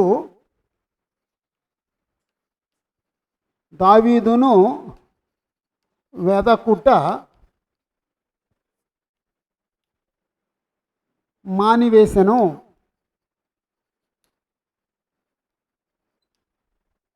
ఇప్పుడు ఫిలిస్తీన్ దేశానికి వెళ్ళాడు కాబట్టి మానేశాడు. ఫిలిస్తీన్ దేశం వెళ్ళకపోతే ఏం చేసి ఉండండి, ఇంకా అతను వెంటాడుతూనే ఉండనండి. ఈయన ఫిలిస్తీన్ దేశానికి వెళ్ళిపోయాడు కాబట్టి మానివేశాను. అప్పుడు గాతులో ఉన్నాడు. దావీదు రిక్వెస్ట్ చేశాడు, మేము 600 మంది నీ దగ్గర ఉండటం, మాకు మీ రాజగృహంలో ఉండటం నాకు ఇష్టం లేదు, మాకు ఏదన్నా ఒక ఒక ఒక ఒక ప్రాంతాన్ని కేటాయించి ఆ ప్రాంతాన్ని మాకు ఇవ్వని చెప్పేసి అంటే సిక్లగులో ఉండండి అని చెప్పాడు అనమాట అండి. అంచేత 19వ స్థలం సిక్లగు, సిక్లగు 27:6.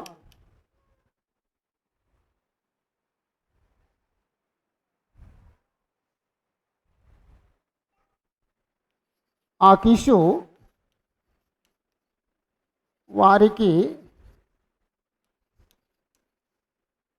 సిక్లగు ప్రాంతము నిచ్చెను.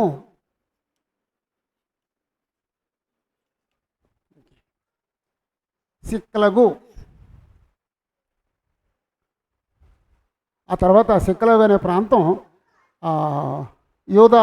యూదా రాజుల ప్రాంతంగా పరిగణించబడిందట.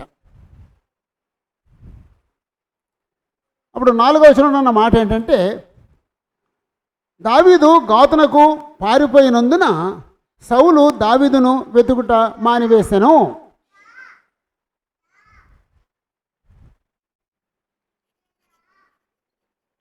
దావీదు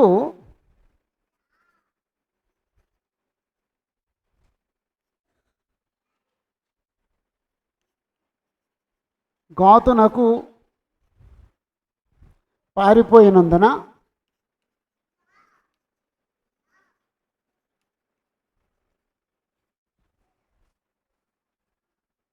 సౌలు దావీదును వెదకుట మానివేశెను.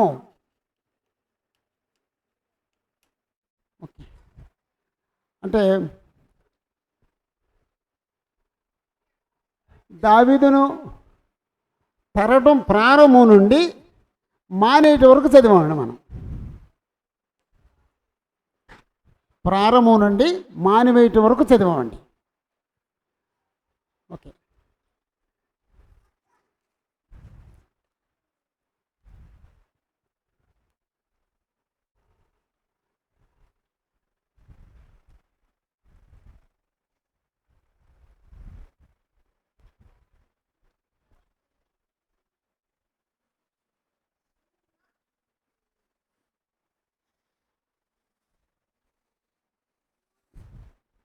ఇప్పుడు ఒకసారి మాట్లాడుకుందామండి.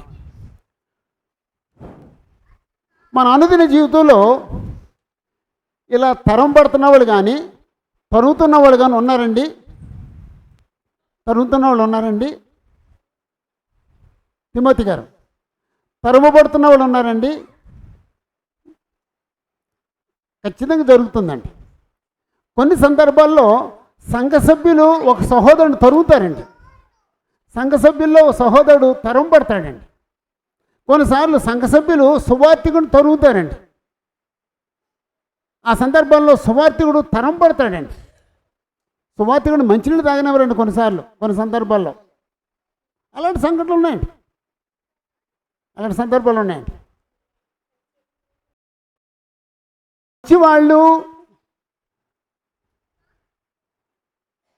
మంచివాళ్ళు హింసిస్తారా, చెడ్డవాళ్ళు హింసిస్తారా? చెడ్డవాళ్ళు హింసిస్తారండి.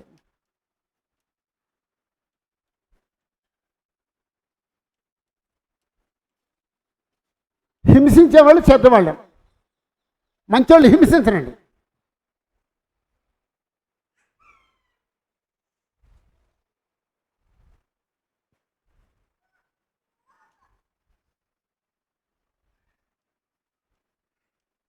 మంచివాళ్ళు హింసించరు.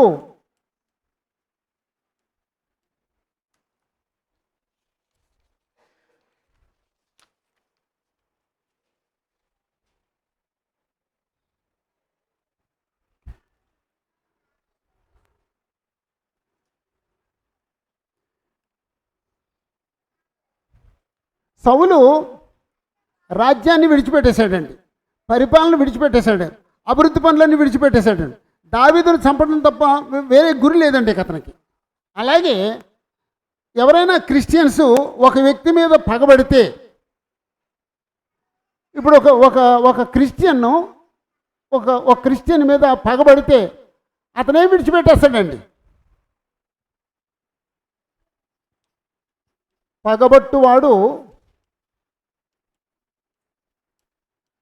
పగబొట్టువాడు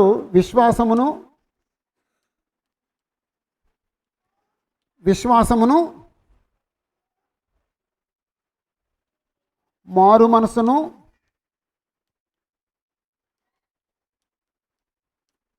క్రీస్తు సారూప్యమును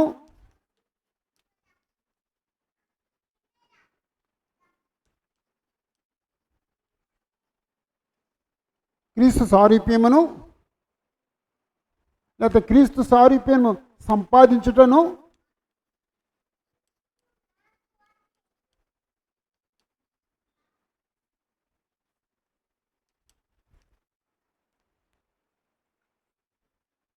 విడిచి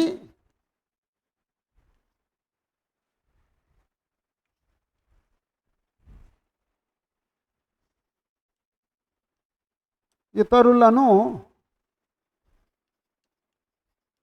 ద్వేషిస్తూ ఉంటాడు.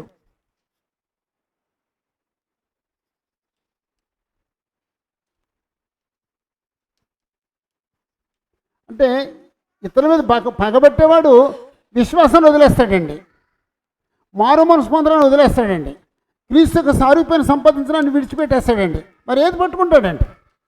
ఇతరులు ద్వేషించడాన్నే పట్టుకుంటాడండి. సౌలు అదే చేశాడండి. అంటే ఇతరుల మీద పగబట్టినోడు విశ్వాసంలో కొనసాగడండి. ఇతరుల మీద పగబట్టినోడు మారు మనసు పొందడండి. ఇతరుల మీద పగబట్టినోడు క్రీస్తుకు సారూప్యాన్ని సంపాదించడండి. ఇతరులు పగబట్టినోడు ఇతరులు ద్వేషిస్తూనే ఉంటాడండి.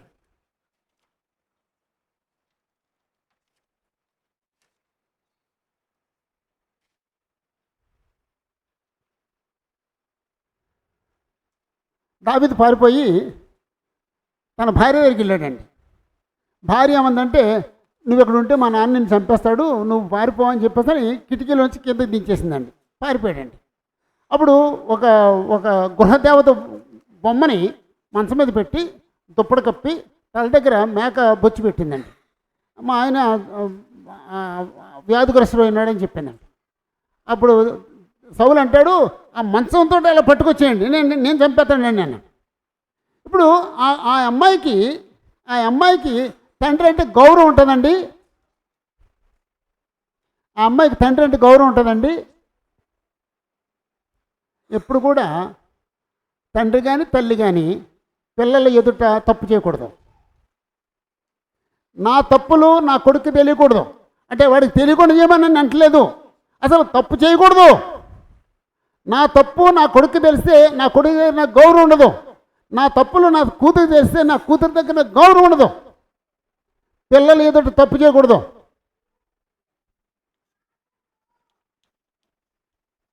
పిల్లల ఎదుట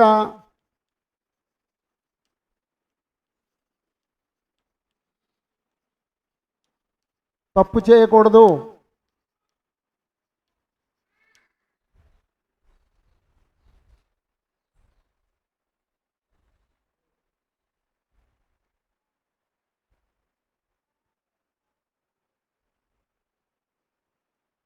పిల్లల ఎదుట త్రాగి దొర్లేవాళ్ళు వాళ్ళు చచ్చిపోయిన వాళ్ళండి, వాళ్ళు బతుకున్న వాళ్ళు కాదండి. పిల్లల ఎదుట సిగరెట్ తాగేవాడు వాడు చచ్చిపోయినాడండి. పిల్లల ఎదుట పాన్ పారగలు నవ్వులేవాడు వాడు చచ్చిపోయినాడండి, వాడు బతుకున్నవాడు కాదండి. వాడికి ఏమీ గౌరవం ఉండదండి పిల్లల దగ్గర. ఆ పరిస్థితి ఎవరికి రాకూడదండి.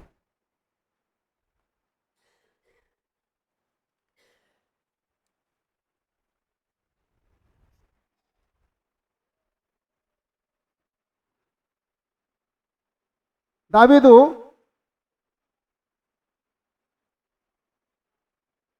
మీకాల దగ్గర నుంచి పారిపోయిన తర్వాత రామాకు వెళ్ళాడు. రామాకు వెళ్ళి సమూయేలు కలుసుకున్నాడు. సమూయేలు కలుసుకుని తన తన కష్ట సుఖాలన్నీ చెప్పుకున్నాడండి. అంటే సౌలు ఏమేమి చేశాడు అన్నీ చెప్పాడటండి. మనం ఎప్పుడైనా సరే మనకి ఏదైనా కష్టం వచ్చినప్పుడు ఒక మంచి విశ్వాస దగ్గరికి వెళ్ళి మాట్లాడుకోవాలండి. అప్పుడు విశ్వాస దగ్గరికి వెళ్ళి మాట్లాడితే ఏం చేస్తాడండి?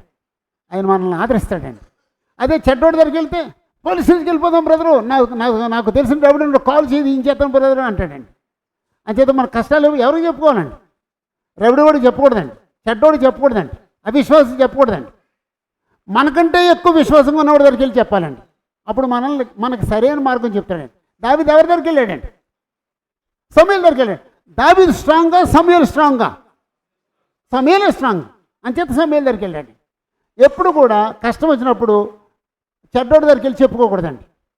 మనకంటే విశ్వాసంగా ఉండేవాడి దగ్గరికి వెళ్ళి మన కష్టాలు చెప్పుకోవాలండి. అప్పుడు ఆయన మంచి సలహా ఇస్తాడండి.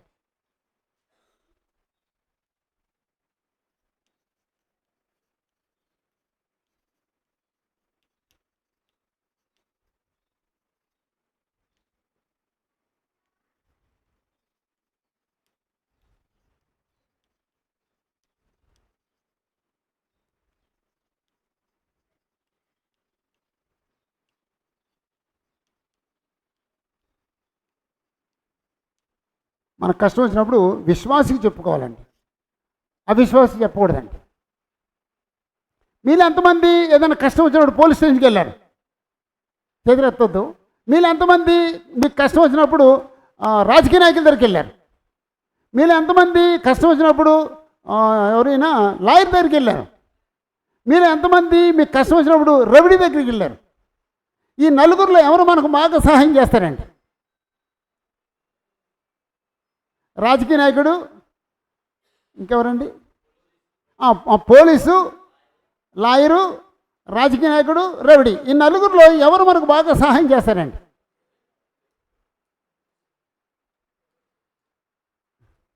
ఈయన ఏదో అనుబంధం చెప్తున్నాడండి. నలుగురిలో ఎవరు చేస్తారండి? ఎవరు చేయరండి. ఎప్పుడు ఈ నలుగురు దగ్గరికి వెళ్ళకండి. మరి ఎవరి దగ్గరికి వెళ్ళండి? మోకాళ్ళలోని ఆయన చెప్పుకోండి, మోకాళ్ళలోనే ఆయనకి చెప్పుకోండి.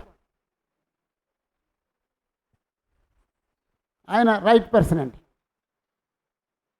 భౌతికంగా మనకు ఏదైనా ఆదరణ కావాలంటే ఒక విశ్వాస దగ్గరికి వెళ్ళి చెప్పుకోండి. పిల్లల్ని లాయర్లు చదివించకండి, పిల్లల్ని రాజకీయాల్లో పంపించకండి, పిల్లల్ని రవిడీలు చేయకండి. రవిడీ వాళ్ళు ఎలా చచ్చిపోతారండి? తిమోతి గారు, రవిడీ వాళ్ళు ఎలా చచ్చిపోతానండి? అంతేనండి. ఇంకొక రవిడీ చంపేస్తాడండి ఆయన, అంతేనండి.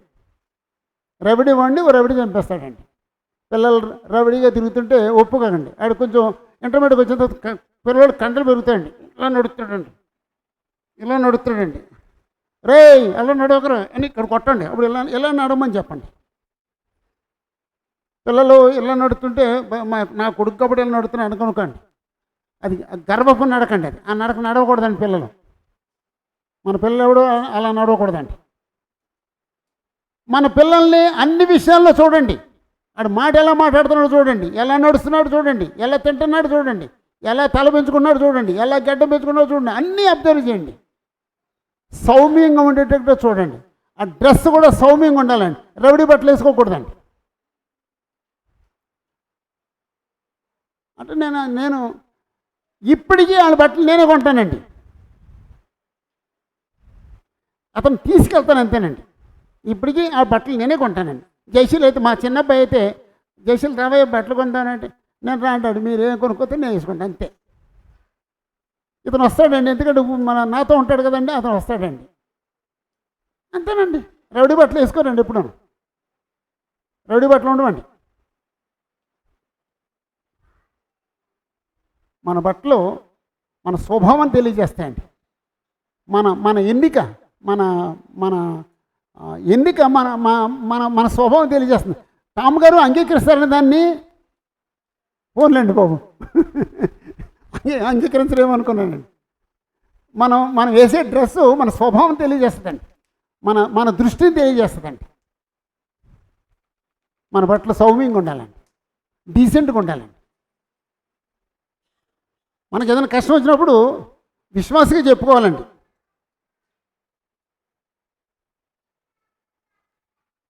మంచోళ్ళు కలుసుకున్నాడేమో మంచి విషయాలు మాట్లాడుకుంటారు, దేవుడి గురించి మాట్లాడుకుంటారు, సంఘాన్ని గురించి మాట్లాడుకుంటారు, విశ్వాసాన్ని గురించి మాట్లాడుకుంటారు. చెడ్డోళ్ళు కలుసుకున్నాడు ఏమో మాట్లాడుకుంటారండి, చెడ్డ సంగతులు మాట్లాడుకుంటారండి.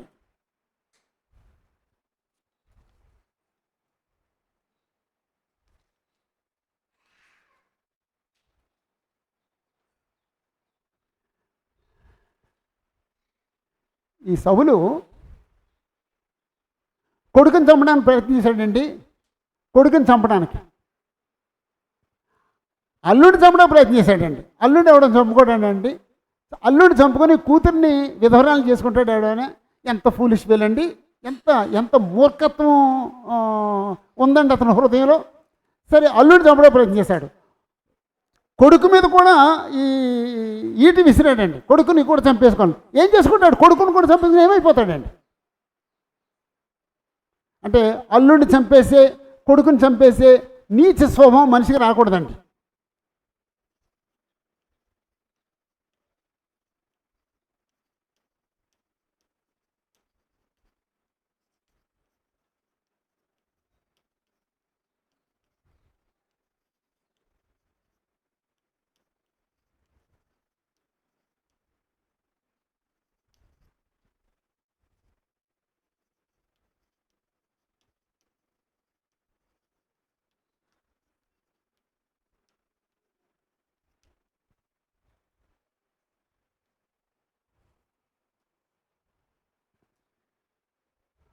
అప్పుడు 30 అధ్యాయంలో వాళ్ళు చనిపోయారండి. ఎలా చనిపోయారండి? ఫిలిస్తీన్లతో యుద్ధానికి వెళ్ళారు. యుద్ధంలో 3 కొడుకులు, ఆయన 4 ఒకే చోట చనిపోయారండి. అంతకుముందు ఎవరని చెప్పాము, కన్నప స్టేషన్ దగ్గరికి వెళ్ళాడండి. అప్పుడు సమయాలు వచ్చాడండి. సమయాలు చెప్పాడు, రేపు నువ్వు దేవుడినితో మాట్లాడినప్పుడు నా దగ్గరికి ఎందుకు వచ్చావు అని చెప్పేసి, రేపు నువ్వు నీ కొడుకులు నాతో పాటు ఉంటారు అంటే, రేపు నేను చచ్చిపోతానని తెలుసండి ఆయనకి. మరి యుద్ధానికి ఎందుకు వెళ్ళాడు నాకు అర్థం కాలేదండి. కొడుకులు కూడా చచ్చిపోతానని తెలుసండి, కొడుకులు ఎందుకు తీసుకెళ్ళాడో తెలియదండి నాకు. ఏమి సాధించాడండి? ఇంత ప్రయత్నం చేసి దావీదును చంపేయాలని ఇంత ప్రయత్నం చేసినోడు ఏమి సాధించాడండి? ఏమి సాధించలేదండి. అంతేత మనం ఎవరి మీద పగబడితే ఏమి సాధించాం. అదే బీపీ షుగరు తప్ప, మనశ్శాంతి లేకపోవడం తప్ప, అశాంతి తప్ప మనం ఏమి సాధించమండి. జీవించినంతకాలం ప్రశాంతంగా బ్రతకడానికి ప్రయత్నం చేద్దామండి. ఎప్పుడు పాటలు పాడుకుంటూ, బైబిల్ చదువుకుంటూ, ప్రార్థనలకు వెళుతూ, బైబిల్ క్లాస్కి వెళుతూ, సువార్త కొట్టాలకు వెళుతూ, ఇతరులతో యేసుప్రభు గురించి మాట్లాడుకుంటూ, దేవుడి గురించి మాట్లాడుకుంటూ హాయిగా బ్రతకడానికి ప్రయత్నం చేద్దామండి. భార్యతో దెబ్బలాడి ఏమి సాధిస్తావు? భర్తతో దెబ్బలాడి ఏం సాధిస్తావు? అన్నదమ్ములతో దెబ్బలాడి ఏం సాధిస్తావు? సహోదరులతో దెబ్బలాడి ఏం సాధిస్తావు? సౌలు ఏం సాధించాడు? కలహాలాడి ఏమి సాధించలేమండి.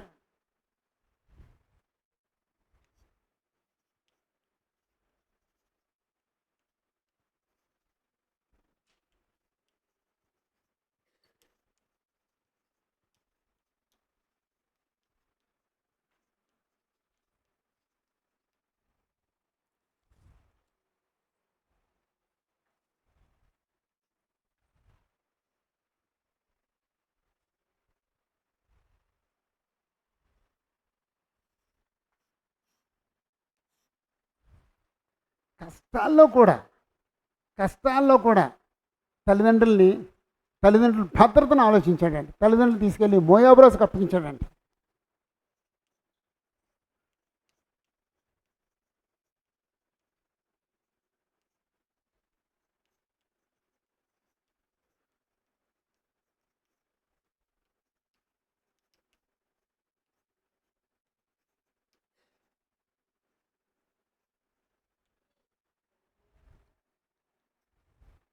కష్టాల్లో కూడా తల్లిదండ్రుల క్షేమాన్ని కోరు.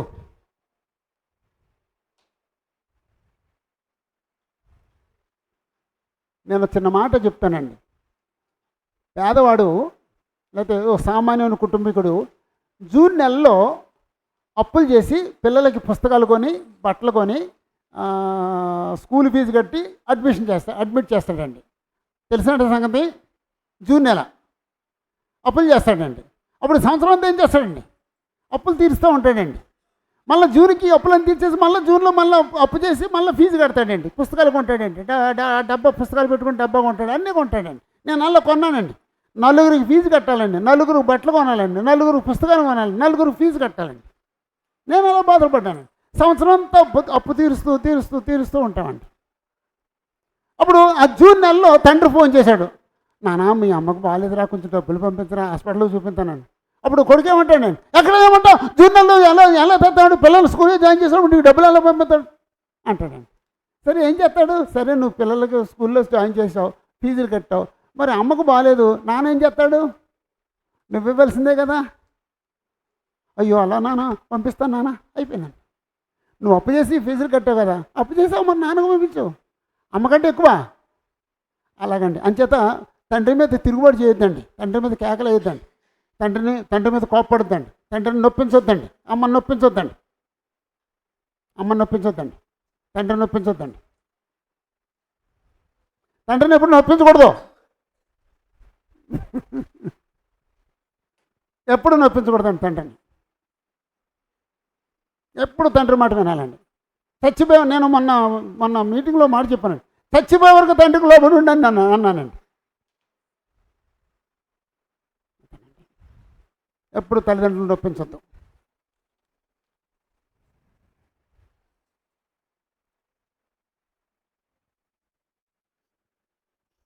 అభిషేకించబడిన వాళ్ళని చంపకూడదు.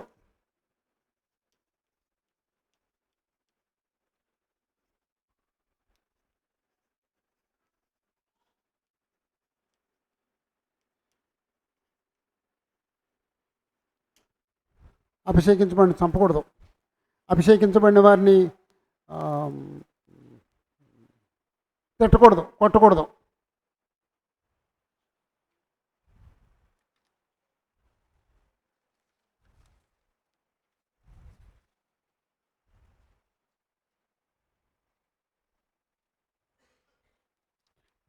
ఇప్పుడు దావీదు ఉన్నాడు, సౌలు ఉన్నాడు. సౌలు, దావీదు.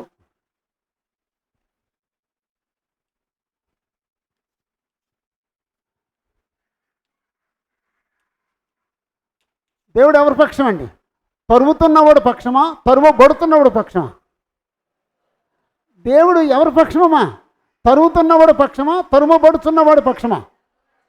అంతేనండి. అత్తగారు బాగా హింస పెడుతుంది అనుకోండి, దేవుడు అత్తగారి పక్షమా, కోళ్ళ పక్షమా? అంతేనండి. ఒక ఆయన భార్య బాగా హింస పెడుతున్నాడు, దేవుడు ఎవరి పక్షం అండి? ఆ హింసించబడుతున్న స్త్రీ పక్షం. ఒకవేళ స్త్రీ భర్తని ఏడిపించేస్తుంది, అప్పుడు దేవుడు ఎవరి పక్షం అండి? ఆ భర్త పక్షం అండి. అది ఎప్పుడు గుర్తుంచుకోండి, అది ఎప్పుడు గుర్తుంచుకోండి. దేవుడు బలహీనల పక్షంగా ఉంటాడండి, దేవుడు బలహీనల పక్షంగా ఉంటాడండి.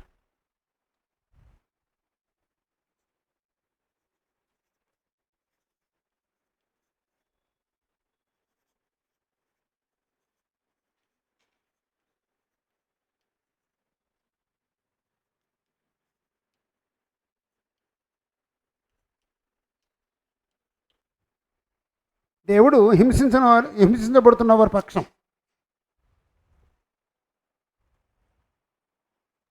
ఇది ఆపేద్దామండి.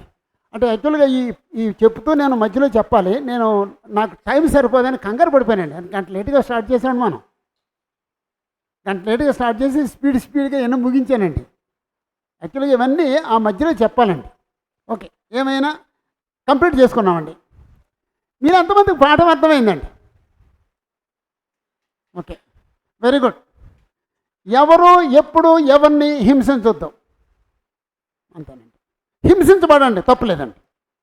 యేసుప్రభు ఎవరిని హింసించలేదండి, యేసుప్రభు హింసించబడ్డారు కాబట్టి మనం హింసించబడదాం, అంతే తప్ప మనం ఎవరిని హింసించొద్దు, ఎవరిని బాధించొద్దు, ఎవరిని నొప్పించొద్దు, ఎవరితోనూ కఠినంగా మాట్లాడొద్దండి. అందరితో దయగా మాట్లాడదాం, అందరితో కనికరం కలిగి మాట్లాడదాం. అలాంటి ఒక మంచి సమాజాన్ని కడదాం, అంతే. నేను అది నిర్ణయించుకున్నానండి.